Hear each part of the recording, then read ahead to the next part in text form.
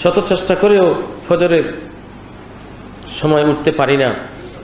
রাতে সংকল্প করি ফজরের সময় উঠব, কিন্তু উঠতে পারি না। এখন কি করব?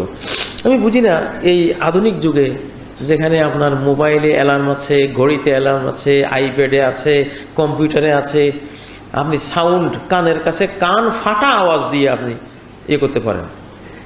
কেমন এই যুগে? এই প্রশ্নটা কে করেছেন জানি না।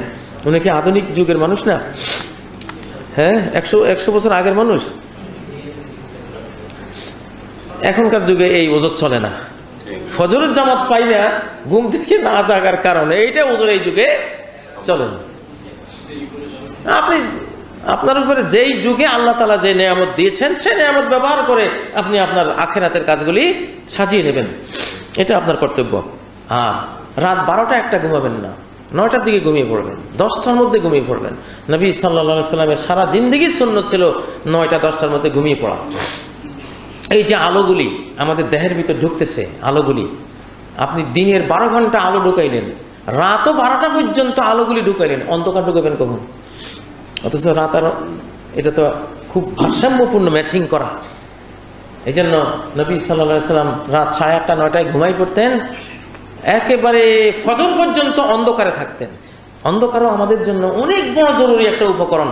ক্যান্সার থেকে বাঁচার জন্য, ভয়াবহ সব ব্যাধি থেকে বাঁচার জন্য অন্ধকারও একটা নেয়ামত।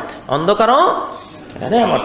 8-9 ঘন্টা অন্ধকারে না থাকলে আপনার ব্লাড প্রেশার, আপনার ক্যান্সার, আপনার এই যে হজমে গন্ডগোল, ব্রেনের সমস্যা, বিভিন্ন সমস্যা দেখা দেয়।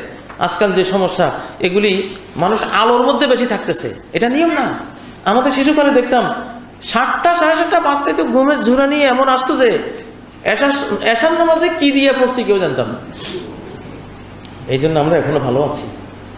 আমরা আলো খেয়েছি, অন্ধকারও খেয়েছি। আর এখনকার পোলাপান আলো খায়, দেখা যায় 16 ঘন্টা 18 ঘন্টা, আর অন্ধকারে থাকেই না। ড্রিম লাইট, ওই যে হ্যাঁ আলো জ্বালাইয়া ঘুমায়। কি গন্ড মূর্খ এই যুগের মানুষ। এটা নাকি বিজ্ঞানের যুগ, এটা হলো অজ্ঞানের যুগ। ক্যান্সার হয় আলো জ্বালিয়ে ঘুমাইলে। যে মেলাটোনিন যেটা ব্রেনে আছে, যেটা অন্ধকার চোখ যখন ব্রেনকে বলে হ্যাঁ অন্ধকার পরিবেশ হয়ে গেছে, তখন মেলাটোনিন নিঃসরণ করে ব্রেনে। এটা ক্যান্সারের ওষুধ, সারা রক্তে মিশে আপনাকে ক্যান্সার থেকে উদ্ধার করে। কিন্তু যদি আপনি ড্রিম লাইট এমনি আলো জ্বালিয়ে ঘুমান, ওইটা পাবেন না, ওটা নিঃসরণ হবে না, ক্যান্সার হয়ে যাবে আপনার। ক্যান্সার হওয়ার জন্য বড় দায়ী হলো এই জিনিসটা।